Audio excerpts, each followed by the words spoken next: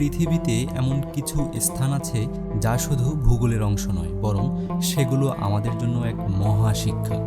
মৃত সাগর, যেখানে একসময় কমে লুত বসবাস করত, আজ তা একটি বিষাক্ত নিষ্প্রাণ অঞ্চল। কেন এই জাতির উপর আল্লাহর কঠিন শাস্তি নেমে এসেছিল, আজ আমরা সেই ঘটনার ইতিহাস জানব।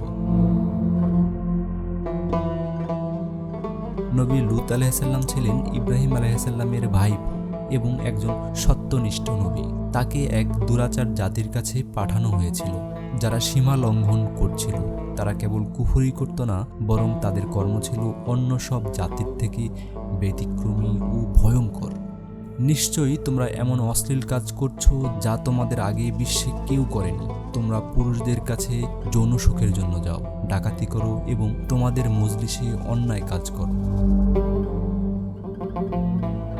লূত আলাইহিসসালাম বারবার তাদের সতর্ক করলেন, কিন্তু তারা তার উপদেশ অগ্রাহ্য করল এবং তাকে শহর থেকে বের করে দেওয়ার হুমকি দিল। অবশেষে যখন তাদের সীমা লঙ্ঘন চূড়ান্ত পর্যায়ে পৌঁছালো, তখন আল্লাহ শাস্তির আদেশ দিলেন।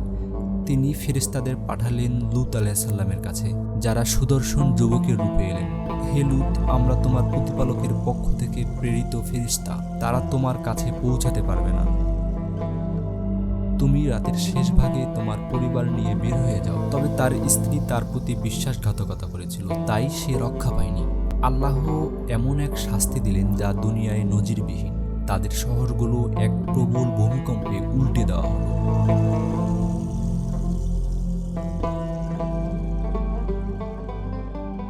এবং তাদের ওপর আগুন ও পাথর বর্ষণ করা হলো।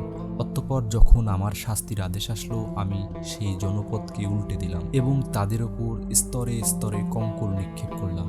এই আযাবের পর এই অঞ্চল সম্পূর্ণ ধ্বংস হয়ে যায় এবং সেখানে গঠিত হয় এক রহস্যময় লবণাক্ত জলাশয়, যা আজ মৃত সাগর নামে পরিচিত। আজকের মৃত সাগর পৃথিবীর সবচেয়ে লবণাক্ত জলাশয়, যেখানে কোনো মাছ বা প্রাণী বাঁচতে পারে না। ঠিক যেমন কমে লূতের ধ্বংস হওয়ার পর সেখানে কোনো প্রাণ রইল না। আমি অপরাধীদের ওপর প্রস্তর বর্ষণ করেছি, যা সীমালঙ্ঘনকারীদের জন্য নির্ধারিত ছিল। বিজ্ঞানীরা বলছেন এই অঞ্চলে এখনও সালফার ও অন্যান্য আগ্নেয়গিরির চিহ্ন পাওয়া যায়, যা কুরআনের বর্ণনার সঙ্গে পুরোপুরি মিলে যায়। কমে লূতের কাহিনী আমাদের জন্য এক স্পষ্ট শিক্ষা। যখন কোনো জাতি সীমা লঙ্ঘন করে, তখন আল্লাহর শাস্তি অবশ্যম্ভাবী হয়ে ওঠে। আমি তাদের ওপর এক ভয়ঙ্কর বৃষ্টি বর্ষণ করলাম। সুতরাং যারা সতর্কতা গ্রহণ করে না, তাদের জন্য এই ঘটনা এক শিক্ষা।